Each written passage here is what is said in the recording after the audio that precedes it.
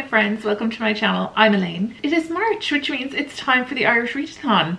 I haven't taken part in a while. I tried to take part last year and I did not do well, and I made like a nice spread in my reading journal and everything, and then I didn't read any books. I have a bunch of books that I already own that I would really like to read. I have a few audiobooks, a few ebooks, and a few print books that I would love to read.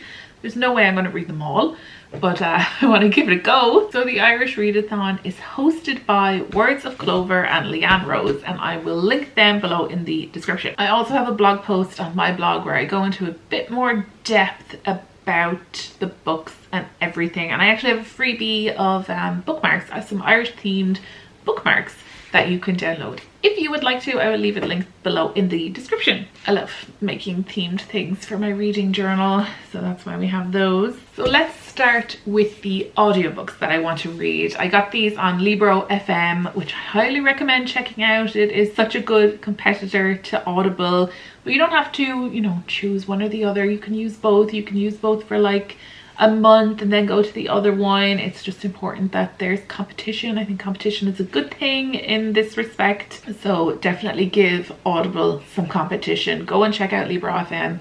They do a subscription service the same as Audible. They don't have as extensive a library as Audible, but the best thing about Libro FM is that you can support a local bookshop by subscribing to them and by buying audiobooks in general. The first one I have is Murder at Cull's Nest by Jess Kidd, which is narrated by Siobhan McSweeney from Derry Girls. This is a seaside murder mystery following an ex-nun on the search for her friend. She's missing a friend, I think a nun as well, and it's set in a seaside town. I just love that premise. I love the idea of following a nun in a seaside town on a mystery. I think there's a murder and stuff like that, you know, the way these things go. I'm really looking forward to listening to this. I think Siobhan McSweeney will be a very good audiobook narrator, so I'm really excited for that one. And then we have Hagstone by Sinead Gleeson, which I'm really excited to read. I got the audiobook. The book is described as being like haunting and atmospheric, and I think an audiobook should bring another layer to that. I have a feeling that this story, this book, Hagstone, would be the kind of book that just like burrows into you and just influences your thinking for a while. Then I have Frankie by Graham Norton. I haven't read anything from Graham Norton yet. I haven't read any of his novels, which is just terrible. I love his show, and I think he's very good with people. He's very charismatic. He's very good at talking to people. So I feel like he should be good at writing people and telling stories in fiction. So I really want to read one of his books and just see how he is at it. So the story I've picked out is Frankie. It seems like the type of Irish story that's been told a lot about an immigrant who's looking back on their life. It's kind of something we've seen before quite a bit, but I would like to see how Graham Norton tells it. And then we have my print books, which I have here next to me. So we'll look at this one, Wrong Women by Caroline West, this book here. So this is about a bit of Irish history that I knew nothing about. It's about, I think it's called Monto, which is Dublin's forgotten red light district. For a time it was the largest red light district in Europe. So there was over 1,600 sex workers there. I was going to say women, but I don't know that they were all women. They were probably predominantly women, but I don't know that. I have to read the book still. So this is part of Irish history I know nothing about. Irish history is pretty turbulent, a bit dark, something I didn't know, and something a lot of Irish history involving women kind of gets ignored or just pushed away. So I would really like to learn more about the things that happen to women, and a lot of terrible things have happened to women in Ireland in the past. Almost feels like at times women were just hated for whatever reason. So I think it's good to shine light on the things that happened to these women. So I'm really interested in reading that. I love the cover for this book. I have only read one thing from Sally Rooney, and it was a short story. So that's just terrible. I have to read more Sally Rooney. So I'm going to read this one. Well, I hopefully read this one. I have this since it released. Like, I have a hardcover version of it. I got this when it was new. And I think it came out maybe 3 years ago now, or we're into its 3rd year. I love the cover. Look at this. I love it so much. Look at that. Really, really like that. It giving me like Japanese illustration vibes. Like the pages are yellowing. It looks like I have it 10 years. So I'm expecting this to be a very character focused exploration of everyday life and everyday relationships and how you change and things like that. And then I have this lovely book from Sally Rooney. Not Sally Rooney. I have this lovely book from Louise O'Neill. Yes. And so this is a retelling of The Little Mermaid. And this is just a gorgeous cover as well. Look at that. It's so beautiful. So it's a feminist retelling of The Little Mermaid. Have this ages as well. I think Louise O'Neill's writing really packs a punch. I'm not expecting this one to be too hard hitting because it is meant for, I think it's a YA book.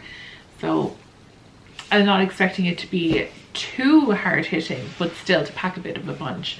And it'll be interesting to see what she does with the story of The Little Mermaid. So this is supposed to have a Just Jacket, which I have lost. This is Almost Love by Louise O'Neill as well. And I'm expecting this one to really pack a punch. I believe this is about a relationship, a girl's relationship with an older man. And something I've been meaning to get to for years. So I would really like to read it soon. If I don't get to it in March for the Irish Readathon, I would really like to read it this year at least. So those are my print books, and then I have a few ebooks on my Kindle. So I have The Rachel Incident by Caroline O'Donoghue, I think is her name. And this was very popular when it came out, and another one with just covers that I just think are so gorgeous. I would love a poster of, or a print of the one with the cups. I think it's so cool. So I would really like that one, and I haven't picked it up because it is about, I think they're in their 20s, kind of a coming of age story, but it's meant to be so good, and I haven't picked it up just because I am out of that age now and I don't enjoy reading about it so much anymore. And I would like to read something by Catherine Ryan Howard. I have Runtime, but I was thinking of maybe reading 56 Days just because it's after getting a TV show released to Prime recently, and I was like, will I read it first or will I just watch the show? Because I think the book is supposed to be not quite her usual style. She wrote it during the pandemic, and I think that kind of influenced her storytelling or her writing. So I was thinking of reading Runtime, but I might read something else from her. I have Runtime, I don't have anything else, but I might shop her out. I would just really want to read something by her. She writes thrillers, and I'm really in the mood for something like that. And then I would like to read some Marian Keyes. I have everything by Marian Keyes, but the one I've picked out is My Favorite Mistake. And I love Marian Keyes. Marian Keyes is the author that like really made me fall in love with reading. I loved her Walsh Sisters series, which recently got a TV adaptation as well, and her show, the adaptation of her book Grown Ups, is coming to Netflix soon. So I haven't read Grown Ups. It's another one that I have. I think I have it in print actually somewhere. I think it's still in, we moved 3 years ago, but I still have boxes to unpack. My favorite mistake is probably what I'll read by her, but she's just fabulous anyway. Her writing is just so wonderful, so relatable, so not serious, but she always has something serious in it and she handles it so well. So that's what I would like to read, and there are a few other books that I would recommend checking out. There's Eat the Ones You Love by Sarah Maria Griffin. That is a very interesting book. It's like this little shop of horrors in Dublin, but it's not a comedy. It just has this cannibalistic plant that is really controlling to the person that is looking after it, and it's a very interesting book all about wanting to consume the person that you care about and that cares for you. Then Claire Keegan, So Late in the Day by Claire Keegan, is a very interesting short story. Her writing is just unbelievable. I really need to read more from her as well. I don't think I'll get to her this Irish Readathon. Maybe later in the year. Knock Knock Open Wide by Neil Sharpson. That was so good. It's kind of like this evil Bosco. Bosco is a kids TV show from Ireland. I think it started in like the 70s, but heavily influences this book. You don't need to have seen it to get it because it's just a puppet kids show, but he does reference elements of that show quite a bit. A lot to do with Irish mythology. Is it the puka is a type of shape-shifting demon. It's a horror book, in case that didn't come across. Really good story, highly recommended. I enjoyed it so much, and it was quite creepy. I wouldn't have say that I was scared, but at the beginning, oh, it's so good. And then maybe Dracula by Bram Stoker. I think that's worth reading just because of how influential it has been on popular culture, like how many vampire stories are there now, and the popularity started with that book. So it's very worth reading just to see, you know, the stepping stones, or where it's the first stepping stone maybe. He was of course influenced by other vampire stories that were out at the time, like Carmilla by what is his name, Sheridan Le Fanu or something like that, who I think is Irish as well, so maybe check out that one. Carmilla is a good story as well. So I go into a little bit more detail on my blog post, which I will have linked below if you want to check that out, and the freebie bookmarks will be there as well. Yeah, those are the Irish books I am interested in for the Irish Readathon. I would love to know if you have any recommendations or thoughts on any of these books. So let me know in the comments. I have plans, I have ideas for some Irish themed content for the month. March is the month of Irishness. So I was thinking of doing an Irish comfort foods vlog, which like some brown bread or soda bread, Irish stew, things like that. I think that would be fun. I got to do a reading vlog for the month. I'm actually going to Spain for a few days in March, which is obviously not very Irish, but I'm doing that, so I'll have that in the vlog. Or I might do actually a separate travel vlog, especially for Spain. And maybe we'll do a little something for St. Patrick's Day as well. So thank you so much for joining me today, and I'll see you in the next one.